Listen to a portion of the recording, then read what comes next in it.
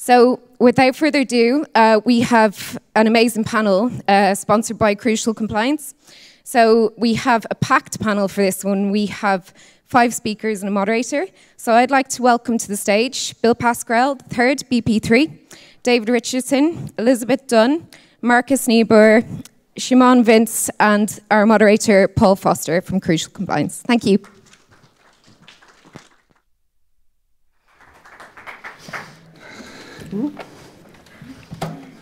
Right, we are on. Well, first of all, good morning, and thank you everyone for turning up. I'm Paul Foster, for those of you that don't know me.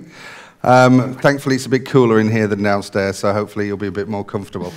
Thank you very much for the panel. I'll let them introduce themselves shortly.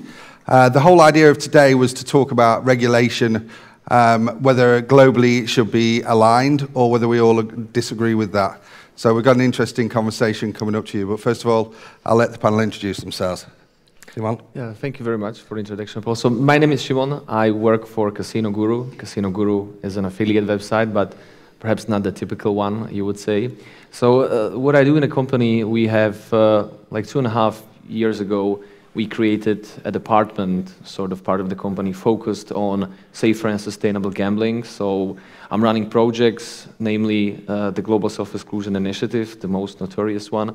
And then we also have the Casino Guru Academy with free educational courses for operators, but also for broader iGaming. And the goal of these projects is to have a positive impact on online gambling in the matter of safer and sustainable play from the position of an affiliate company. And regardless of that, I travel to conferences, try to network, discuss with people, and from time to time I often talk about safer gambling with such smart people I have here today. Great. Hi, I'm Lizzie Dunn. I'm a partner in the gambling team at Bird & Bird. I focus my practice on gambling, regulatory and commercial matters, and work with my colleagues from around the firm on kind of international gambling regulatory issues. Thank you, Paul. Good morning, everyone. Bill Pascrell III, hopefully affectionately known as BP3, right, Nick? A partner in Princeton Public Affairs Group, the largest government affairs firm in the United States, focused on states, not the federal government. I want to just, if I may, Paul, give a real huge applause and shout out to Rasmus from Mindway for a brilliant hire in acquiring Neve, who I've known for a long time. What a tremendously powerful, strong, smart, and elegant woman. Neve, pleasure to have you host us today. Just a couple of quick verticals. I've been fortunate, trailblazed a bit in the iGaming and sports betting space, had the 10-year campaign to repeal PASPA, the Professional Amateur Sports Protection Act, bringing sports betting outside of Nevada to the rest of the country, now in 36 states in the US. Did the first and the following 6 states, Jersey first with iGaming. It's going well, but it's slow to get other states on board. And final point, which I think is contextual here, I was hired many years ago by Lee Feldman, Kenny Alexander at Entain, 13 years ago, to represent GVC, now Entain, in North America. But why I mention that is I've been on the board of their Responsible Gaming Foundation with Martin Lichka and Amani Toomer, the former New York Giants Super Bowl champ, educating and advocating on RG. So thank you, Paul, for having us, and a pleasure to be with this esteemed panel. Thank you. David? Follow that. So my name's Dave Richardson. I work for a company called Better Change. We're based in Gibraltar, although I'm based in the UK. We work in the responsible gambling sector, but trying to set ourselves a little bit different to some of the other companies that we really focus on positive play. We want to work with operators, talk about the good things about gambling, talk about how safer and responsible gambling can be for everybody all throughout the business, rather than just when we get to the one extreme end of safer gambling. So we've got some really exciting projects going on. It'd be great to speak to some new friends and old ones about what we're doing at the moment throughout the next few days. Good morning, everyone. My name is Markus. I'm with Lottoland and regulatory compliance manager and safer gambling ambassador. Lottoland is active in many regulated countries, so there is a lot of housekeeping and challenges always. So that is one of the main reasons, I guess, I was invited to this panel, because I have some insights how to organize and how to structure certain policies when it's coming to group structures of companies that are acting in many, many different jurisdictions. Great, thank you very much. So obviously we're looking now at the regulation across the world, a lot of to-be regulated markets, Africa, Latin America, we've got the US opening up, Canada is recently regulated, and they're showing very strong markets. With Asia next to come, I think the world is finally regulating. But the question is, can it be regulated in a manner that everybody feels is appropriate? And can we create some form of likeness with regulation? Anybody who works in the industry like all of us knows how difficult it is when every single market has a different regulation. Thankfully, there are a load of B2B suppliers now setting up to help us. But in reality, it's a difficult situation. And the bigger your operation, the harder it is to manage. So today, we're going to try and explore if there is any way forward. But before we start actually looking at the regulation, I think we have to talk about safer gambling itself. And my question to the panel is, is safer gambling working? Have we got enough research out there? And, what evidence are we using to justify safer gambling being at the top of the agenda for most regulation? So, go for it. Yeah, I guess I have the best part. Hospital pass. Yeah, it's a difficult question, really. I mean, I guess it's based on how you measure it. And that's another thing which is very diverse across the jurisdiction, like how you're going to measure the prevalence of problem gambling, the prevalence of harm, how are you going to figure out what is really going on, and then how to put these outcomes into perspective of implementing some changes. Are we doing good? I don't know. I mean, I think that we are trying. I think that if you take a look at the progress for the past 5 or even 10 years, I mean, we are accelerating this whole thing about the safer gambling. We've started with responsible gambling, now we are at safer gambling. Some people are talking about positive play. It's another topic which is highly connected altogether. So I think that there was a recent, conclusion from NHS, from UK, that the rates of people who are being treated on the gambling addiction has lowered. I'm not saying that this is basically the fact that we need to hold on and going to say, okay, we are doing something good. But I think that we are on a good path with it. And in connected with the name of the panel, I mean, aligning all of this, I don't really think that we will be able to align it on the regulatory level, like completely, but to achieving some sort of a standard, that's something that is already going on, and it's just a matter of the activity of the involved parties, which direction it is going. Great. Thank you. Well, food for thought there.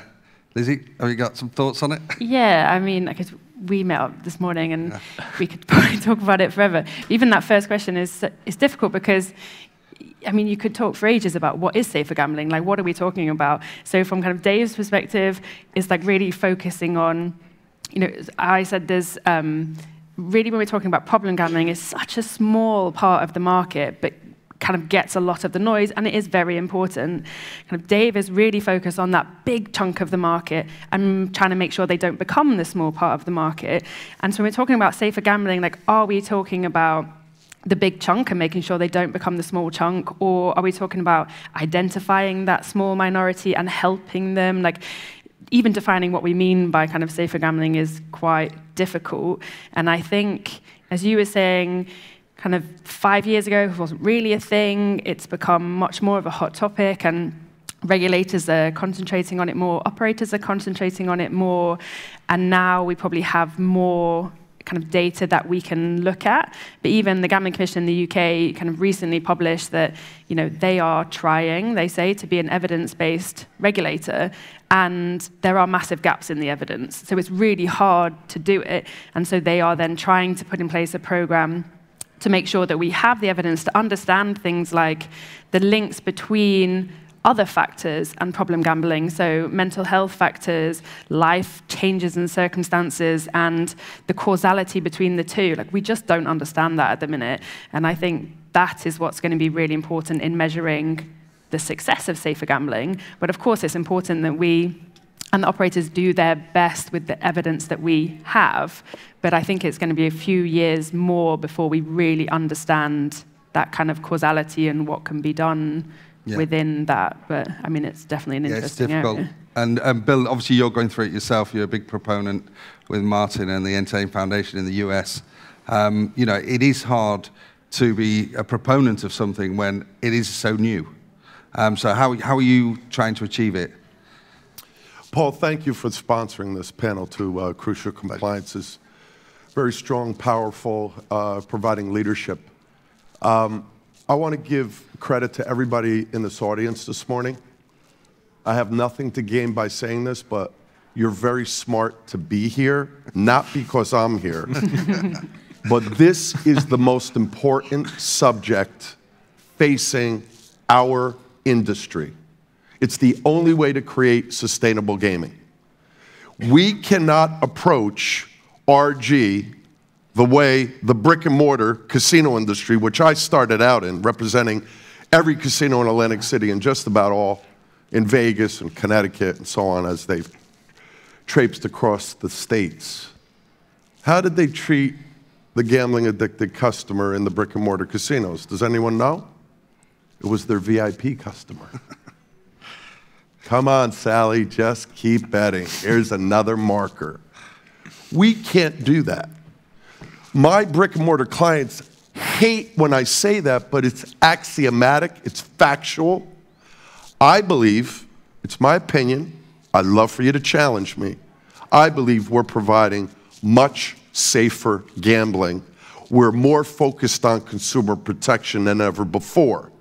We can talk about the importance of leadership that Nick Hill's provided with the blockchain solution, one of many solutions, but it is a vertical. Unfortunately, the US hasn't embraced it yet, but we're always slow to the rise. Providing technology-based markers of harm where we can measure players' behavior. You can't do that in retail casino. You can only do it online. So any regulator, not just in my country, but in all of your countries that say, we don't want to legalize and regulate iGaming or online sports betting because it's only going to lead to a proliferation of gambling addiction. Wrong. It's the only way you can measure whether there is gambling addiction. And the most important message here, and I'll shut my trap for a moment, we have to focus on solutions and stop talking. We have to focus on prevention, because once you get to the therapeutic model, we have failed as an industry. And final point, collaboration with regulators. They're not your enemy. You must collaborate with them and work with them. And if they brush your back, just keep trying. Don't give up. Thank you. And David, good luck following that. Oh, that's like the wrong place. That's going to be a tough one. But no, I know you were thinking more about actually some of the definitions around it and what it means to you. Yeah, so, like Lizzie said and like Bill said there, we really think prevention is going to be a lot more effective going forward regarding safer gambling. I think, I'm speaking from the UK point of view now, when we talk about safer, responsible gambling, it's almost got a little bit of a negative connotation to it, and we're talking about people with gambling addictions who are suffering from gambling-related harm. And there's some amazing organisations, Gordon Moody, treatment provider in the UK, who does some absolutely amazing work. I've worked with them over the last couple of years. And they're there to provide the support for people who've got the gambling addiction. But when we're talking about safer gambling, we should be looking a lot further upstream than those people. And safer, responsible gambling, whichever term you want to use. I know in the US it's mainly safer gambling, responsible gambling more in the UK now. We should be looking at everyone who gambles. What makes someone gamble responsibly? So we haven't got enough research about that.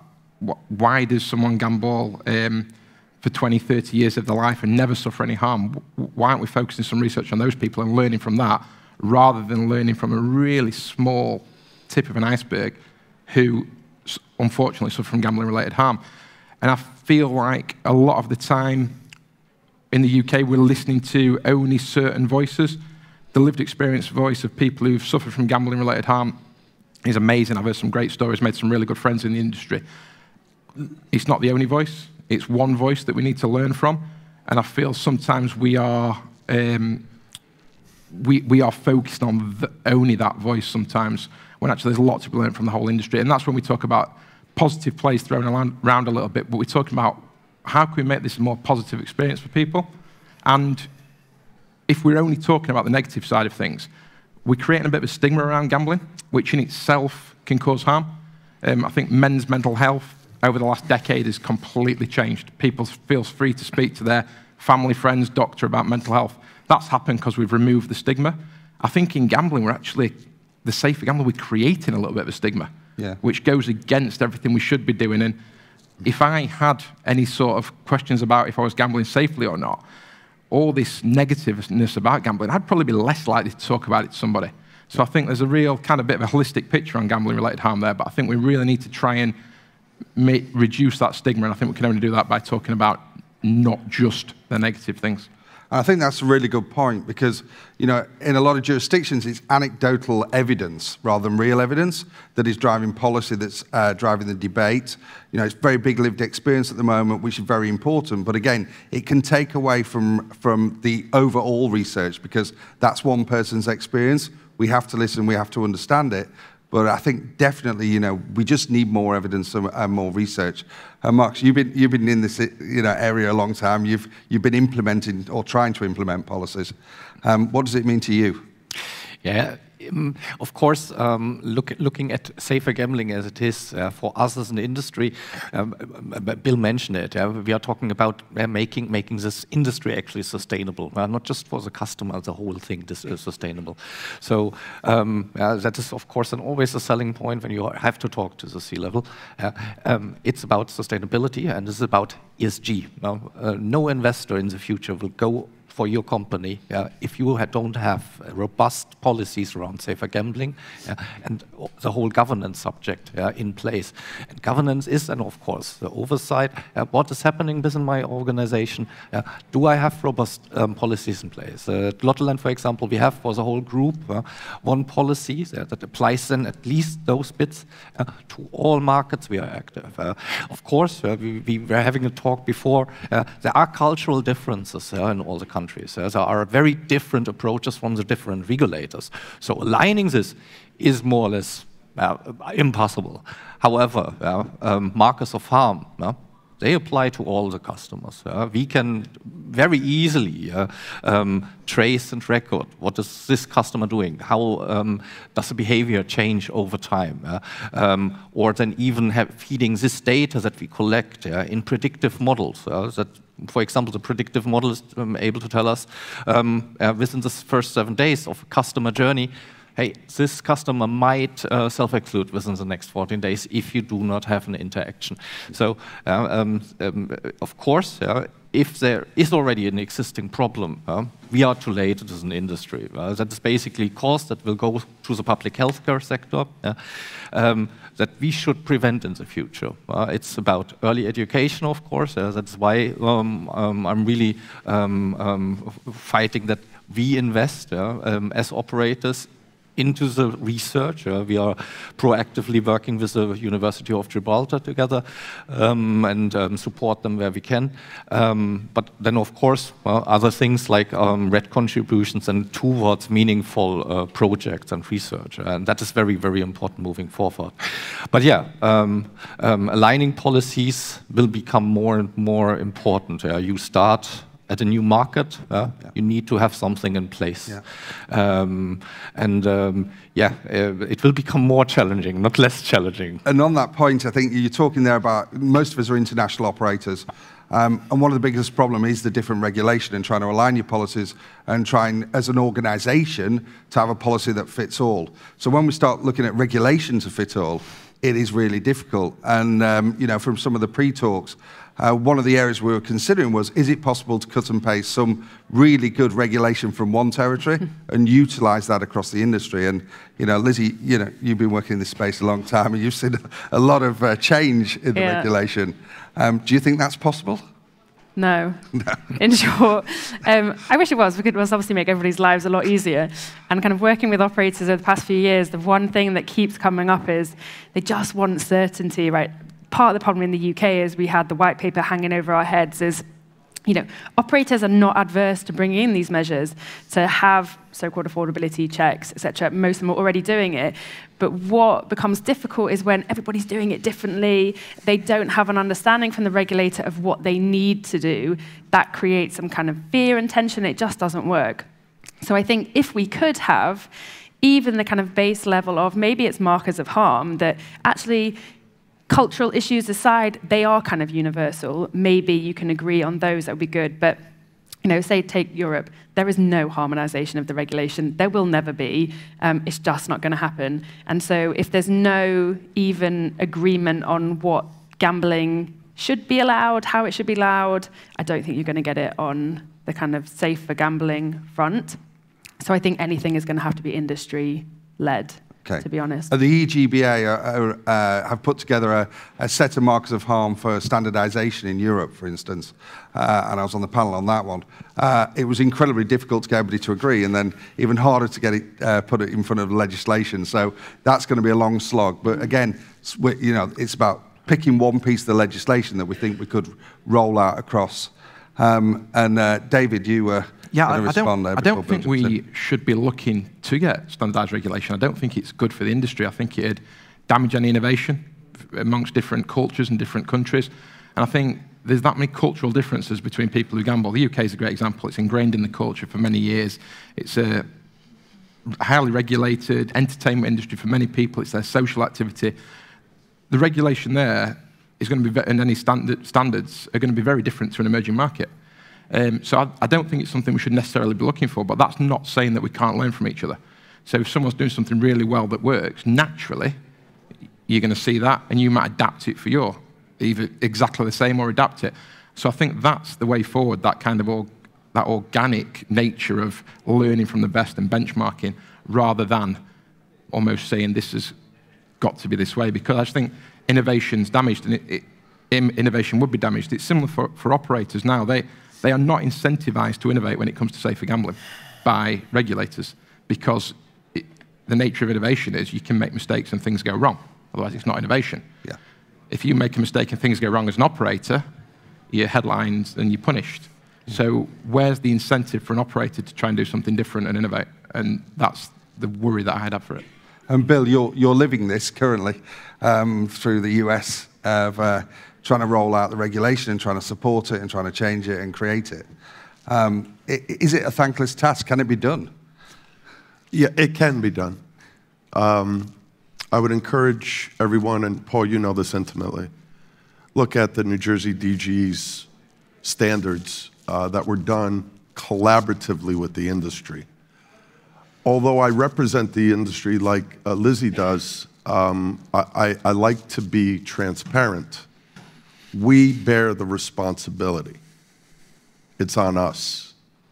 Can't put it on to the regulators. We're one newspaper headline away in any jurisdiction from some regulator or politician, son, daughter, mother, father, sister, brother, uncle, aunt, going down the rat hole for having real crazy, overarching, overreaching regulations. I also think what I've told regulators throughout the globe, quite candidly, but primarily in the US and Canada, why don't you talk and look at the black market? You want to really impact responsible gaming? When you start to clamp down on overreaching regulations, barriers to entry, and make it difficult, David's point, you're clamping down on innovation, number one. But what you're also doing, and we're going to talk about this afternoon, you are incentivizing good, honest, operating, legalized, regulated, licensed operators for taking a think about going back to the black market. Why should I put up millions of dollars to get a license and hire people like me and Lizzie to do compliance? We're not cheap. We value for money. And I have to deal with all this on top of all these other crazy ideas. State of Massachusetts, let's ban affiliates. Brilliant idea. What's the wisdom of that? Thankfully, that was pushed back. But this is not a casual conversation. Everyone, suppliers, operators, payment processors, lottery, horse racing, esports, crypto, sports betting operators, casino, online, offline, all bear a responsibility to step up to the plate, because if you don't, the industry will fail abysmally, whatever political regime you're in. Final point. I remember doing a national television show in November of 2012. When I was lobbying, I lost all my brick and mortar casinos as clients. I was representing an organization called iMega, and I was representing Isai Scheinberg, the founder of Peer Software and PokerStars in America, to regulate and legalize online gaming. I did a TV show with someone from a state. I don't want you to Google and find out who it is, because this individual should be embarrassed. From an organization responsible, nonprofit, for gambling addiction. We got into the green room after the show, and we debated very heavily. And I said, what's it going to take for you to understand that we need to regulate this industry? He said, well, Bill, there's no money in the bill that will go to our organization. I said, problem solved. I don't say this jerky or arrogantly. We put $300K in the bill, and they walked away. Everybody has an agenda. Everybody has an agenda. But those organizations come to the table with white gloves. They have similar gloves to ours. We're all in it for self-interest. So I really believe that there are ways to solve problems. First of all, using organizations like David's, who have so much lived experience that can contribute. Organizations like Siemens, Casino Guru, which has a huge reach to capture people's imaginations and educate them through the affiliate service that he provides. But what's most important is whatever solutions we come up with, we have to use research, academic-based research, to provide alternatives to doing nothing. Thank you. Markus, follow that one, this. No, what I'm going to do is slightly change it, but you know, the pros and cons of good regulation against bad regulation. You're an international operator, you're dealing with this past lives as well. You know, are there enough pros to be pushing for some similar markers of harm across the world, or some, you know, SG regulation? Absolutely. Paul, just looking at the markers of harm, it is very clear that having them across jurisdiction makes absolute sense. You do not want to have a problem gambler. As an operator, over the time, that will cause issues. Very clearly. So actually reducing those problem gamblers within your customer base should be the main goal. We are not helping those customers, we are not helping us as an industry. They are very often extreme high maintenance, very clearly. They have an issue, they have a problem, they are looking for help, they're not getting out there. So having markers of harm across the jurisdictions, for example, our AI tool it's having the same markers of harm if it is now MGA customers, if it's now UK-based customers. Of course, we are talking about different thresholds because, of course, the policymakers, the regulators are giving other standards. There it's very important that as an operator, you have your standards. Of course, there are GamCare, for example, the safer gambling standard, which is helping operators, just like to aligning with others in the industry. But we, as operators, should collaborate with each other. Sooner or later, we will have to share much more of our customer data, much more of our insights that we learned, so, all the best practice that we have as an operator. I think the best synergy is always happening when you onboard a lot of people from another operator, and then you get all this insights. So this synergy is sometimes lacking because we're not collaborating well enough. And that has to move forward. And, you know, I was in the European meetings about this, and actually the biggest proponents were the normal operators, and the state-run lotteries were completely against standardization because they didn't want to give up any of their information. So, you know, even on a European level, we've got big problems. And coming to you, Simon, I mean, you've been a proponent of the safer gambling side, and obviously you're big on collaboration. Do you see any negativity from the action that we've taken so far to try and work together, or do you only see positivity going forward? If I see negatives on working together, I think not really. I mean, I could agree with most that has been said, and I will touch on the everybody has agenda, and it works for the side with the regulation and also with the self-regulation, because with the regulation, you could be saying, like, this is a political agenda. People are trying to be fulfilling some sort of expectations from the public, which complicates it quite well. And then on the other side, with the self-regulation and with the operators, what they are looking at is the commercial side of what they are going to get aligned. So it's tricky on both sides. But I wanted to touch upon an area which is important to me and for the work that I'm doing. And for me, everything is coming down to a player, right? You can be aligning on some sort of regulation through multiple jurisdiction, but if it's not working, if the players are not digesting it, if they are not being educated in a right way about safer play, if they are not being approached when things are going south in the right way, it won't just work with them. We have a lot of research. We had hundreds of papers, but these papers are not being translated. They are not being translated to the regulators, to the operators, and to the public. It's going somewhere under the blanket among the communities of people who are around this area. I think we need to focus on stuff that works with players. And this stuff will get proven by time and will be sharing among the industry like a good practice. Because you do not have a global regulation, I think you never will have some. And alignment in different states is just not going to happen. So basically, operators will be taking on stuff that works, starting in a market which is not completely regulated, call it the black market.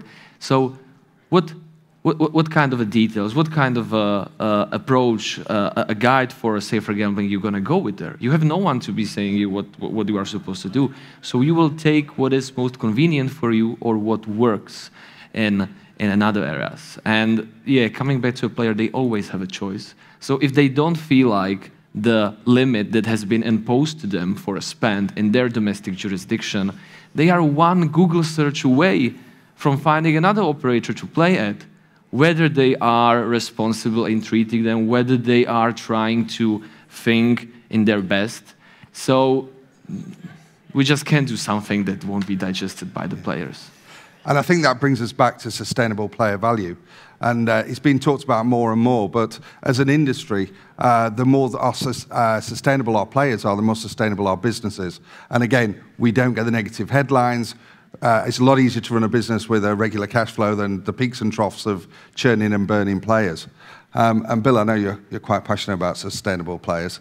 How literally, given the regulation is all over the place around the world on this, how do we, as an industry and an operator, really drive that need to create that sustainable player that's safe, that's managed, that feels safe, and is also happy in the environment of regulation? If we go back 10 years in time, at conferences like this across the globe, there was no panel on RG. Zero. Just like there was no panel on diversity, equity, and inclusion. Now, it seems to be, and I take it seriously, I'm not saying this cavalierly, seems to be the flavor of the month. Don't treat it that way.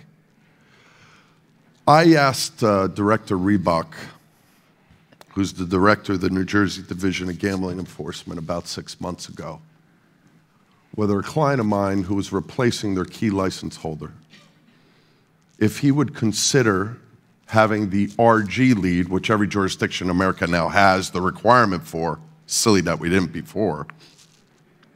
And Dave laughed at me.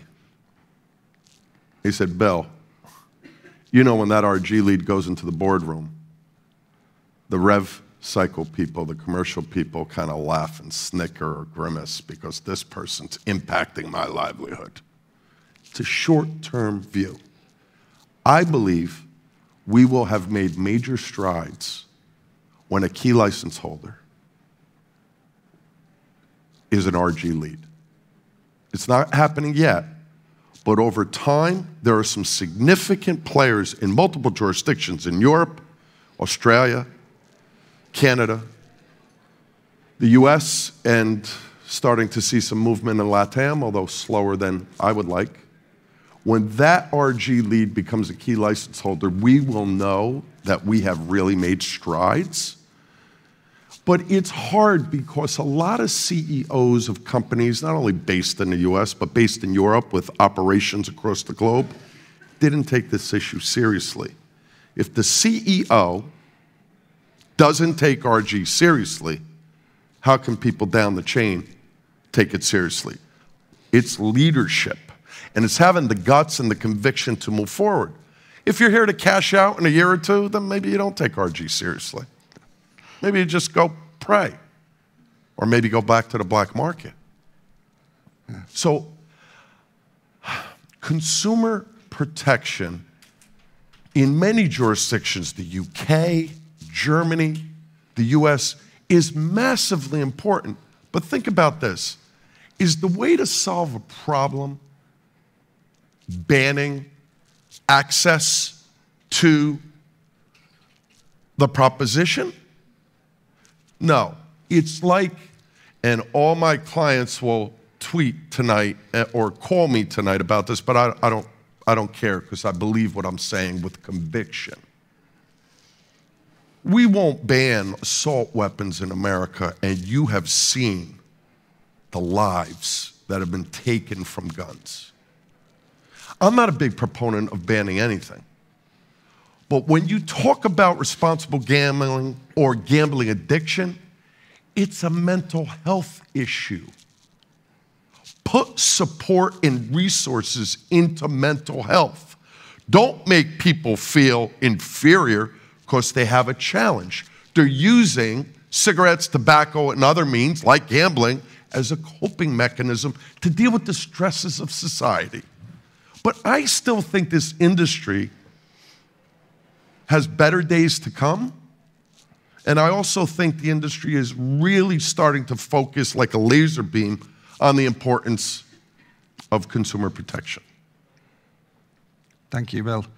David, quickly. Yeah, I know the timer is running out, but just a few things to pick up on Bill there. I couldn't agree more about the actual causes of gambling. There's a really good article I read yesterday from Paul Dent, who works at Gordon Moody. He's actually doing a talk on it today about trauma and how trauma, the link with trauma and addiction, could change a lot how we look at gambling addiction and treatment for it. And the other thing I was going to say, when speaking to operators in the industry, like in Markus's role, there's no one I've spoke to more across the industry who care about the consumers and the players as much as the industry. One, for ethical reasons, obviously, but from a commercial point of view as well. It's not commercially viable for gambling operators to have gambling addicts on the books. They don't want that at all. The lifetime value of the customer who gambles responsibly, sustainably, for 30, 40, 50, 60 years of their life, that's who you want on your books, who's got some brand loyalty. And I know we are running out of time, but the advertising bans and things like that, I do question if we're banning advertising, are we banning safer gambling advertising? And if we're banning safer gambling advertising, are we saying that the tens of millions of pounds spent on safer gambling advertising over the last few years has been pointless? because is there a return on investment? Are we looking at that return on investment? Was it impactful? Coming back right to the start, have we got enough information and research to make these decisions? Because a lot of the decisions we make seem to be a flavour of the month style decision with very little evidence behind it. Yeah, and I think just to try and wrap it up, because we are running out of time, and I know Bill's due on a panel downstairs virtually immediately. Markus, very quickly wrapping it up, where do you see the regulation going? Do you actually see it merging, or do you just think we're going to have it individual piecemeal? I mean, there will be never anything happening even on an EU level. There will be initiatives like a global self-exclusion scheme. Brilliant idea, but that needs us as operators to work together here, because there will be no regulator like moving this forward in any way or giving support. As we mentioned, main issue is with problem gamblers or gambling-related harm. There are other mental health issues involved, and we need to erase and challenge the stigma around it, that we all talk about it. And we have to challenge, of course, the media a little bit, because the media constructed this monstrosity of the evil gambling industry and this problem gambling. So we need a little bit better lobbying moving forward. We need to challenge ourselves when it's coming to the stigmatization. And it will be more challenging. And Lizzie, you know, you're quite stern on this one, but is there any way through for regulation? I just think, to Markus's point, no, I don't think we will see kind of harmonized regulation. I also think regulators don't have that power almost. They have their statutory duties to look after their own territories, and aligning is just not within that kind of remit. But I do think we will probably see more industry-led initiatives. You know, a global self-exclusion would be great, that kind of thing. The data sharing side is going to be very interesting. That's very difficult globally, because it's not just gambling regulation that's not aligned, but data protection is not aligned either. So, but I do think we'll see progress along those lines. Okay, well, first of all, thank you very much. I know you want to jump in there, but we have run out of time. A massive thank you to my panel. They've come from all over the world, literally, to talk today. So thank you very much.